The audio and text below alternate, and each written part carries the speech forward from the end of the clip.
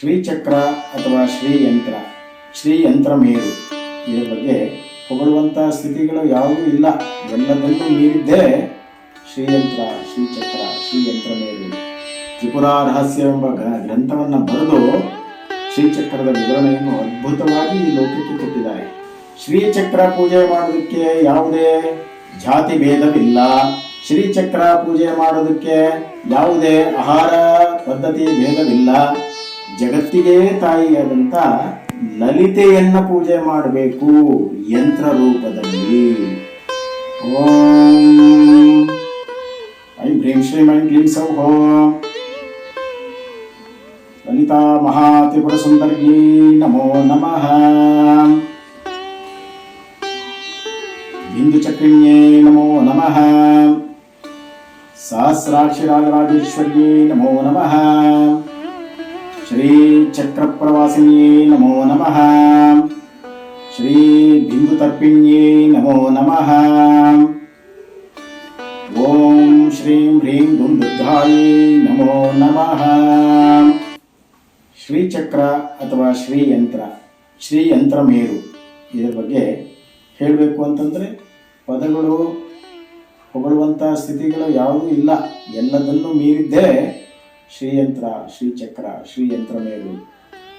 ಅದು ಹೆಸರಷ್ಟೇ, ಆದರೆ ಅದನ್ನು ಪ್ರತಿನಿಧಿಸುವಳು ತಾಯಿ ಲಲಿತಾಂಬಿಕೆ. ತಾಯಿ ಲಲಿತಾಂಬಿಕೆ, ಅಲ್ಲಿ ಶ್ರೀ ಯಂತ್ರದ ಮುಂದೆ ಹೆಸರು ಶ್ರೀ. ಶ್ರೀ ಅಂದರೆ ಏನು? ಪರಮೋಚ್ಛ, ಪ್ರಪಂಚದ ಅಳತೆಗೆ ಸಿಗದೇ ಇರುವಂಥದ್ದು, ಅಳತೆಗೆ ಸಿಗದೇ ಇರುವಂಥದ್ದು, ಅಳತೆಗೆ ಮೀರಿದ್ದು. ಅಂದರೆ ಎಲ್ಲದಕ್ಕೂ ಪರಮೋಚ್ಛ. ಪ್ರಪಂಚದಲ್ಲಿ ಇದಕ್ಕಿಂತ ಬೇರೆ ದೊಡ್ಡದೂ ಇಲ್ಲ, ಮೀರಿದ್ದೂ ಇಲ್ಲ. ಸರ್ವವೂ ಅದೇ, ಅವಳೇ ತಾಯಿ ಸ್ವರೂಪಳು ಲಲಿತಾಂಬಿಕೆ, ಸೃಷ್ಟಿಕರ್ತೆ. ಈ ಪ್ರಪಂಚದ ಸೃಷ್ಟಿಯ ನಿಯಮ, ಈ ಪ್ರಪಂಚದ ಸೃಷ್ಟಿ, ಪ್ರತಿಯೊಬ್ಬ ಮನುಷ್ಯನ ಸೃಷ್ಟಿ, ಪ್ರತಿಯೊಬ್ಬ ಮನುಷ್ಯನ ದೈನಂದಿನ ಜೀವನ, ಅದೇ ಶ್ರೀಯಂತ್ರ, ಶ್ರೀಚಕ್ರ. ಇದನ್ನ ತಾಯಿ, ಮತ್ತೆ ಅದೂ ಅಲ್ಲದೆ ತಾಯಿ ವಾಸ ಮಾಡ್ತಾ ಇರುವಂತ ಲೋಕ, ಸಕಲ ಲೋಕಗಳನ್ನು ಒಳಗೊಂಡ ಯಂತ್ರ ರೂಪ. ತಾಯಿ ಅದರಲ್ಲಿ ಜೀವಿಸ್ತಾಳೆ, ಲಲಿತಾಂಬಿಕೆ ಜೀವನ ಮಾಡ್ತಾಳೆ. ತುತ್ತ ತುದಿಯಲ್ಲಿರುವಂತ ಬಿಂದು, ಅಲ್ಲಿ ತಾಯಿ ಇರ್ತಾಳೆ. ಎಲ್ಲ 14 ಲೋಕಗಳನ್ನು ಆಡ್ತಾಳೆ. ಇದಕ್ಕೆ ಶ್ರೀಯಂತ್ರ, ಶ್ರೀಚಕ್ರ ಅಂತ ಕರೀತಾರೆ. ಇದು ತ್ರಿಪುರಾ ರಹಸ್ಯದಲ್ಲಿ ಅದ್ಭುತವಾಗಿ ಎಲ್ಲವನ್ನೂ ಸಹ ಪರಶುರಾಮರ ಶಿಷ್ಯ ಹಾರಿತನಯ ಎಂಬುವರು ಬಹಳ ಚೆನ್ನಾಗಿ ವಿವರಣೆ ಮಾಡಿದ್ದಾರೆ. ಆ ಗ್ರಂಥವೇ ಒಂದು ವಿಶೇಷ. ತ್ರಿಪುರಾ ರಹಸ್ಯ ಎಂಬ ಗ್ರಂಥವನ್ನು ಬರೆದು ಶ್ರೀಚಕ್ರದ ವಿವರಣೆಯನ್ನು ಅದ್ಭುತವಾಗಿ ಈ ಲೋಕಕ್ಕೆ ಕೊಟ್ಟಿದ್ದಾರೆ. ಪರಶುರಾಮರು ಪರಶುರಾಮ ಕಲ್ಪಸೂತ್ರ ಎಂಬ ಗ್ರಂಥವನ್ನು ಬರೆದು ಈ ಲೋಕ ಕಲ್ಯಾಣಕ್ಕೆ ಗುರು ದತ್ತಾತ್ರೇಯರಿಂದ ವಿದ್ಯೆಯನ್ನು ಪಡೆದು ಅದನ್ನು ಅದ್ಭುತವಾಗಿ ವಿವರಣೆ ನೀಡಿದ್ದಾರೆ. ಇದನ್ನ ಈ ಪ್ರಪಂಚಕ್ಕೆ, ಈ ಆಧುನಿಕ ಪ್ರಪಂಚಕ್ಕೆ ಪೂಜಾ ವಿಧಿವಿಧಾನಗಳು, ಕ್ರಮಗಳನ್ನು ಎಲ್ಲವನ್ನೂ ಆದಿಗುರು ಶಂಕರಾಚಾರ್ಯರು ಬೆಳಕಿಗೆ ತಗೊಂಡ್ಬಂದರು. ಶ್ರೀಚಕ್ರದ ವಿವರಣೆಯನ್ನ ಎಲ್ಲವನ್ನೂ ಅತಿ ಸುಲಭವಾಗಿ ಎಲ್ಲ ಲೋಕಕ್ಕೂ ಅದರ ಮಹತ್ವವನ್ನು ತಿಳಿಸಿಕೊಟ್ಟರು. ಇಲ್ಲಿ ಶ್ರೀಯಂತ್ರ ಅನ್ನೋದು ತಾಯಿ ಬಹಳ ಚೆನ್ನಾಗಿ ತ್ರಿಪುರಾ ರಹಸ್ಯದಲ್ಲಿ ಹೇಳಿದ್ದಾರೆ. ಶ್ರೀಚಕ್ರ ಪೂಜೆ ಮಾಡೋದಕ್ಕೆ ಯಾವುದೇ ಜಾತಿ ಭೇದವಿಲ್ಲ. ಶ್ರೀಚಕ್ರ ಪೂಜೆ ಮಾಡೋದಕ್ಕೆ ಯಾವುದೇ ಆಹಾರ ಪದ್ಧತಿ ಭೇದವಿಲ್ಲ. ಆದರೆ ಶ್ರೀಚಕ್ರವನ್ನು ಪೂಜೆ ಮಾಡೋದಕ್ಕೆ ಆತ್ಮಶುದ್ಧ ಬೇಕು. ಕಾಯ ಮನಸ ವಾಚ ಶರೀರೆ ಎಲ್ಲವೂ ಶುದ್ಧವಾಗಿರಬೇಕು. ಆತ್ಮತೃಪ್ತಿಯಿಂದ ಪೂಜೆ ಮಾಡಬೇಕು. ಅಂದರೆ ಯಾವಾಗ ಯಾವ ಮನುಷ್ಯ ತನ್ನ ಮನಸ್ಸಿನ ನೋವನ್ನು, ಯಾವುದೇ ಮನುಷ್ಯ ಅಂದರೆ ಎಲ್ಲ ಮನುಷ್ಯನು ತಾಯಿ ಯೋನಿಯಿಂದ ಹುಟ್ಟಿದವನಾಗಿರ್ತಾನೆ. ಅವನು ಆ ತಾಯಿಯನ್ನ ಪೂಜಿಸುವವನಾಗಿರ್ತಾನೆ. ಅವನ ಕಷ್ಟ ಕಾರ್ಪಣ್ಯಗಳನ್ನು ಆ ತಾಯಿಯ ಮಡಿಲಲ್ಲಿ ತಲೆಗಿಟ್ಟು ನೋವುಗಳನ್ನು ಹಂಚಿಕೊಳ್ತಾನೆ. ಅದೇ ಥರದಲ್ಲಿ ಈ ಸೃಷ್ಟಿಗೆ ಜಗತ್ತಿಗೆ ತಾಯಿಯಾದಂಥ ಲಲಿತೆಯನ್ನ ಪೂಜೆ ಮಾಡಬೇಕು ಯಂತ್ರ ರೂಪದಲ್ಲಿ. ಅದಕ್ಕೆ ತಾಯಿ ಮಗು ತಾಯಿ ಮನಸ್ಸು ಇರಬೇಕು. ಇಷ್ಟೇ ನಿಬಂಧನೆ. ಎರಡನೇ ಬಂಧನೆ ಏನಪ್ಪಾ ಅಂತಂದ್ರೆ, ಯಾರು ಬೇಕಾದ್ರೆ ಅವರು ಎಲ್ಲೆಂದರಲ್ಲಿ ಶ್ರೀಚಕ್ರವನ್ನ ಪಡ್ಕೊಂಡು ಪೂಜೆ ಮಾಡಲಿಕ್ಕಾಗೋದಿಲ್ಲ. ಅಂದರೆ ತಾಯಿ ಅದರಲ್ಲಿ ಸಂಕ್ಷಿಪ್ತವಾಗಿ ಹೇಳಿದಳೆ. ರಮಾ ಗೌರಿ ರಮಾ ವಾಣಿ ಎಂಬ ಮೂರೂ ಜನರ ಸ್ವರೂಪದಲ್ಲಿ, ಅಂದರೆ ಬ್ರಹ್ಮ ವಿಷ್ಣು ಮಹೇಶ್ವರನ ಸೃಷ್ಟಿ ಮಾಡಿದಳಾಕೆ. ಅಂದರೆ ಈ ಪ್ರಪಂಚದ ನಿರ್ವಹಣೆಗೋಸ್ಕರ ಅದನ್ನು ಪೂಜೆ ಮಾಡಬೇಕಾದ್ರೆ ಎಲ್ಲರ ರೂಪದಲ್ಲೂ ಅಲ್ಲಿ ಅವಳು ಕರುಣಿಸ್ತಾಳೆ, ಭಾಗ್ಯವನ್ನು ಕರುಣಿಸ್ತಾಳೆ. ಪೂಜೆ ಮಾಡುವಾಗ ನಿಬಂಧನೆ ಏನು ಹಾಕಿದ್ದಾಳೆ ಅಂತಂದರೆ, ಶ್ರೀಚಕ್ರದ ಮಹಿಮೆಯನ್ನು ತಿಳ್ಕೊಂಡು, ಶ್ರೀಚಕ್ರದ ಆರಾಧನೆಯನ್ನು ತಿಳ್ಕೊಂಡು ಅವಳು ಮಾತೃಕಾಕ್ಷರೂಪಣೆಯಾಗಿರೋದ್ರಿಂದ ಆ ಬೀಜಾಕ್ಷರಿ ಮಂತ್ರದ ಮೂಲಕವಾಗಿ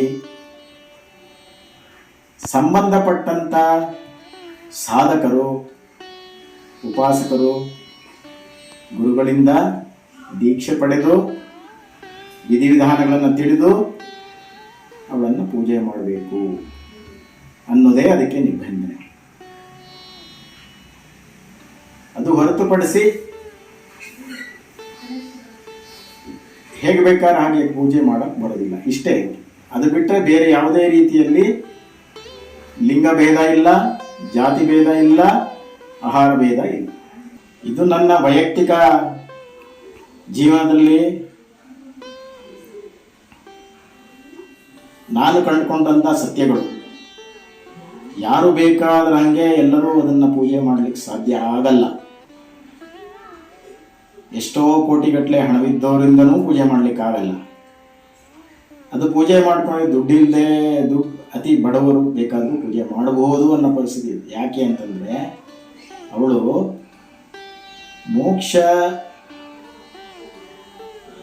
ಮೋಕ್ಷವನ್ನು ಹೊಂದಿರುವಂಥ ಆತ್ಮಗಳಿಗೆ ಸ್ವರ್ಗ ಅಥವಾ ಮೋಕ್ಷ, ಕೊನೆಯ ಜನ್ಮ, ಗುರುವಿನ ಅನುಗ್ರಹ, ದೈವಾನುಗ್ರಹ, ಈ ಥರ ಇರುವಂಥ ಆತ್ಮಗಳಿಗೆ ಅವಳು ಒಲಿತಾಳೆ, ಮೋಕ್ಷವನ್ನು ಕರುಣಿಸ್ತಾಳೆ, ಮೋಕ್ಷ ಜನ್ಮಗಳಿಗೆ ಕಾಪಾಡ್ತಾಳೆ. ಇದೆಲ್ಲದೂ ಸತ್ಯ ನಡೆದಿದೆ. ಸೊ ಹಾಗಾಗಿ ನಾನು ಬೇಕಾದಷ್ಟು ಜನಗಳಿಗೆ, ನಾನೊಬ್ಬ ಜ್ಯೋತಿಷ್ಯ ಗುರುಗಳಾಗಿ, ಶ್ರೀವಿದ್ಯಾ ಸಾಧಕನಾಗಿ, ದಶಮಹಾವಿದ್ಯಾ ಸಾಧಕನಾಗಿ ಕಂಡುಕೊಂಡಿರುವಂಥ ಸತ್ಯ. ಹಾಗಾಗಿ ಶ್ರೀಚಕ್ರವನ್ನು ಪೂಜೆ ಮಾಡೋ ವಿಷಯದಲ್ಲಿ ಯಾರಿಗೂ ಬಲವಂತ ಮಾಡೋ ಪ್ರಶ್ನೆ ಇಲ್ಲ. ಯೋಗ್ಯತೆ ಇದ್ದರೆ ಅವರು ಅದನ್ನು ಪೂಜೆ ಮಾಡುವಂಥದ್ದು. ಆದರೆ ನನ್ನ ಜೀವನದಲ್ಲಿ ನಾನು ದೀಕ್ಷೆ ಕೊಟ್ಟು ಶ್ರೀಚಕ್ರವನ್ನು ಕರುಣಿಸಂತ ಬೇಕಾದಷ್ಟು ಕುಟುಂಬದರು, ಜಾತಿ ಭೇದವಿಲ್ಲದೆ ಕುಟುಂಬಸ್ಥರು ಎಲ್ಲರೂ ಅದ್ಭುತವಾದಂಥ ಪವಾಡ ಸದೃಶವಾದಂಥ ಲಾಭವನ್ನು ಪಡ್ಕೊಂಡಿದ್ದಾರೆ. ಅದು ನಡೆಯುತ್ತೆ, ನಡೆಸ್ತಾಳೆ. ಶ್ರೀಚಕ್ರದ ಮಹಿಮೆ ಅದೇನೆ. ಇನ್ನೊಂದು ಏನಪ್ಪ ಅಂತಂದರೆ, ಈ ಪ್ರಪಂಚದಲ್ಲಿ ಮಾರುವಂಥ ಈಗೆಲ್ಲ ಅದನ್ನೊಂದು ಆಟಿಕೆ ಅನ್ನೋ ರೀತಿಯಲ್ಲಿ ಶ್ರೀಚಕ್ರವನ್ನು ಉಪಯೋಗಿಸ್ತಾ ಇದ್ದಾರೆ. ಯಾವುದ್ಯಾವುದೋ ರೀತಿಯಲ್ಲಿ ಮಾರ್ಕೆಟ್ನಲ್ಲಿ ಮಾರಾಟ ಮಾಡ್ತಾರೆ, ಅದೆಲ್ಲ ಮಾಡುವಂಗಿಲ್ಲ, ತಪ್ಪು. ಲಾಭ ಬದಲು ನಿಮಗೆ ನೆಗೆಟಿವ್ ನಕಾರಾತ್ಮಕ ವಿಷಯಗಳು ಉಂಟಾಗ್ತದೆ ಜೀವನದಲ್ಲಿ. ಅದಕ್ಕೆ 90 ಭಾಗ ಶ್ರೀಚಕ್ರಗಳು ಪ್ರಪಂಚದಲ್ಲಿ ಮಾರುವಂಥದ್ದು ಸರಿಯಾದುದಲ್ಲ. ಅದಕ್ಕೆ ಅದು ಒಂದು ಜಿಯೋಮೆಟ್ರಿಕಲ್ ಫಿಗರ್, ರೇಖಾ ಗಣಿತದ ಮೂಲಕವಾಗಿ ನಿರ್ಮಿಸಿರುವಂಥ ಒಂದು ಯಂತ್ರ ಅದು. ಬ್ರಹ್ಮ ತಾಯಿ ಸ್ವತಃ ಬ್ರಹ್ಮನಿಗೆ ಆದೇಶ ಕೊಟ್ಟು, ನಾನು ವಾಸ ಮಾಡುವಂಥ ಈ ಶ್ರೀ ಯಂತ್ರಮೇರು, ಈ ಲೋಕ ಹೇಗಿರಬೇಕು ಅನ್ನೋದನ್ನು ಬ್ರಹ್ಮನಿಗೆ ಆದೇಶ ಕೊಟ್ಟಿರ್ತಾಳೆ. ಈ ಥರನೇ ರೂಪಿಸ್ಬೇಕು, ಈ ಥರನೇ ಇರಬೇಕು ಅಂತ. ಅದರ ಮುಖೇನವಾಗಿ ವಿಶ್ವಕರ್ಮರು ಆ ಕಾಲದಲ್ಲಿ ಅದನ್ನು ನಿರ್ಮಾಣ ಮಾಡಿರ್ತಾರೆ. ಅದರಂತೆಯೇ ಇರಬೇಕದು, ಹಾಗೆಯೇ ಇರಬೇಕು. ಅದು ಸಾಧಕರಲ್ಲಿಗೆ ಮತ್ಯಾರಿಗೂ ಅದರ ಒಳ ಅರ್ಥ ಮತ್ತೆ ರಹಸ್ಯಗಳು ಗೊತ್ತಿರೋದಿಲ್ಲ. ಇಡೀ ಪ್ರಪಂಚದ ಎಲ್ಲ ಶಕ್ತಿಗಳು ಅದರೊಳಗಡೆ ಅಡಗಿರ್ತದೆ. ಮನುಷ್ಯನ ಜೀವನ ಶೈಲಿ ಅದರಲ್ಲಿ ಅಡಗಿರ್ತದೆ. ಅಲ್ಲಿ ಬರೇ 4 ಶ್ರೀಚಕ್ರದಲ್ಲಿ 4 ಜನ ಗಂಡು ದೇವರುಗಳಿಗೆ ಅವಕಾಶ ಇರ್ತದೆ. ಗಣಪತಿ, ಸೂರ್ಯ, ವಿಷ್ಣು, ಶಿವ ಅವರು ಹೊರತುಪಡಿಸಿ ಇನ್ನೆಲ್ಲರೂ ಹೆಣ್ಣು ದೇವತೆಗಳಿರ್ತಾರೆ. ಅಷ್ಟಲಕ್ಷ್ಮಿಯರು ಅದರಲ್ಲಿ, ಅಷ್ಟ ಮಾತೃಕೆಯರು, ಯೋಗಿನಿಯರು ಅದರಲ್ಲಿರ್ತಾರೆ. ಶ್ರೀಚಕ್ರದ ರಹಸ್ಯ ಮತ್ತೆ ಅದನ್ನ ಸಾಧನೆ ಜೀವನ ಉದ್ದಕ್ಕೂ ಎಷ್ಟು ಮಾಡಿದರೂ ಕಡಿಮೆನೆ, ಪೂರ್ಣಗೊಳಿಸಕ್ಕಾಗಲ್ಲ. ಅಷ್ಟು ಪ್ರಭಾವ ಮತ್ತು ಶಕ್ತಿಯುತವಾದಂಥ ಯಂತ್ರ ಒಂದೇ ಶ್ರೀಯಂತ್ರ, ಶ್ರೀಚಕ್ರಮೇರು. ಅದಕ್ಕೆ ಎಲ್ಲ ವಿಧವಾದ ಶಕ್ತಿಗಳು ಇದೆ. ಅದನ್ನು ಪೂಜನೀಯ ಮಾತೃಭಾವದಿಂದ ಮಾತ್ರ ಪೂಜೆ ಮಾಡಬೇಕು.